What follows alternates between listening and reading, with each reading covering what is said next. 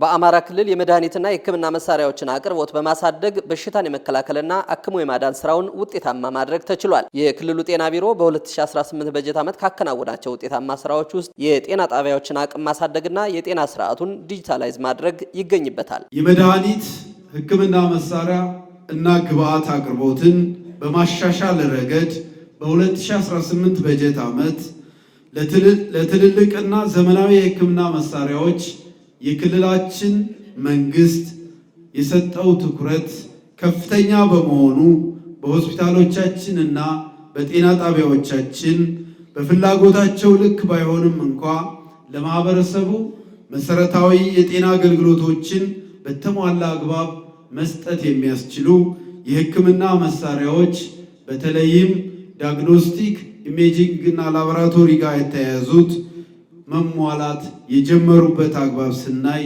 እጅግ አበረታች ነው። የጤና ጣቢያዎችን በሕክምና መሳሪያዎች አቅርቦት ማሟላት መቻሉ ከሪፈራል ሆስፒታል በርቀት የሚገኙ እናቶችና ሌሎች የማህበረሰብ ክፍሎች የተሟላ ሕክምና እንዲያገኙ ማድረግ አስችሏል። ጤና ጣቢያዎች በተለይ ለሪፈራል ቅርብ ያልሆኑ ለሆስፒታሎች ቅርብ ያልሆኑ ጤና ጣቢያዎች የመሰረታዊ ቀዶ ሕክምና አገልግሎት መስጠት አለባቸው። በተለይ ደግሞ ይሄ ድንገተኛ የወሊድ ሲጋጥም በሲኤስ ማዋለድ ወይም ደግሞ በሲዘሪያን ሴክሽን ለሚያዋልዱ ተቋማትን መፍጠር ያስፈልጋል። በዚህም 55 ማድረስ ተችሏል። በዚህ ዓመት በጣም ጥሩ ውጤት ነው። በጤና ጣቢያ የአልትራሳውንድ አገልግሎት ማስጀመር 465 ማድረስ ችሏል። በአዊ ብሔረሰብ አስተዳደርም ካሁን በፊት በጤና ጣቢያዎች የማይታሰቡ አገልግሎቶችን ማስጀመር በመቻሉ የእናቶችና ህጻናትን ጤና ለማሻሻል ትልቅ እድል ፈጥሯል። ከዚህ በፊት ሆስፒታሎች ደረጃ አካባቢ ለማሟላት ሊከብደን የሚችለው የነበረውን የአልትራሳውንድ አገልግሎት ካሉን ጤና ጣቢያዎች ውስጥ 15 ጤና ጣቢያዎች የአልትራሳውንድ አገልግሎት ተጠቃሚ እንዲሆኑ የማድረግ ሁኔታዎችን ጭምር ሰርተናል።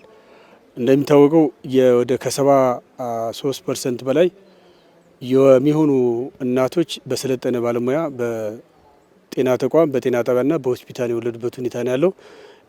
በሌላ በኩል እንዲሁም ደግሞ በጤና ጣቢያ ደረጃ ከዚህ በፊት የሲሞክ ሰርቪስ ወይም ደግሞ የመለስተኛ ቀዶ ጥገና አገልግሎት ብዙ አይሰጥም ነበርና አሁን ከ5ቱ ጤና ጣቢያዎች 4ቱን ኦልሬዲ በዚህ ዓመት 2ቱን ባለፈው ዓመት 2ቱን በአጠቃላይ 4ቱን ጤና ጣቢያ ተጠቃሚ የማድረግ ስራ ሰርተናል። በክልሉ የእናቶችና ህጻናት ጤና ላይ ትኩረት ተደርጎ በመሰራቱም በጤና ተቋማት የሚወልዱ እናቶችን ሽፋን 83% ማድረስ ተችሏል። የህጻናትን ጤና በመጠበቅ የእናቶችን ጤና በመጠበቅ በሽታ በመከላከል የተሰሩ ስራዎችን ስንመለከታቸው ለምሳሌ እናቶች በጤና ተቋም እንዲወልዱ በማድረግ 83% በክልሉ ከሚታለመው ወይም ደግሞ 83% ሽፋን ማድረስ ችለናል።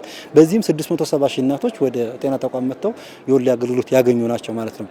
የህፃናትን ሕክምና ስንመለከት እንግዲህ በሳምባ ምች የሚሞቱ ህፃናት ብዙ ናቸው እንደምታውቀውና በዚህ ዓመት ወደ 1.2 ሚሊዮን ህፃናት የዚህን ሕክምና አገልግሎት በጤና ተቋሞቻችን እንዲያገኙ በማድረግ ከፍተኛ ስራዎች ናቸው የተሰሩት። በክልሉ የሚገኙ ሆስፒታሎችና ጤና ጣቢያዎች ዲጂታላይዜሽንን እንዲተገብሩ በማድረግ ፈጣን አገልግሎት ለመስጠትና የመረጃ አያያዝ ስርዓቱን ለማዘመንም ትኩረት ተሰጥቷል። ጽዱ ጤና ተቋማት መፍጠር በጣም በገፍ የሰራ ነው። ውጤታማ ሆነን የሰራ ነው። 57 ጤና ጣቢያዎች አሉን። ከ57ቱ 38 ጤና ጣቢያዎቻችን ጽዱ ጤና ተቋማት አድርገናል።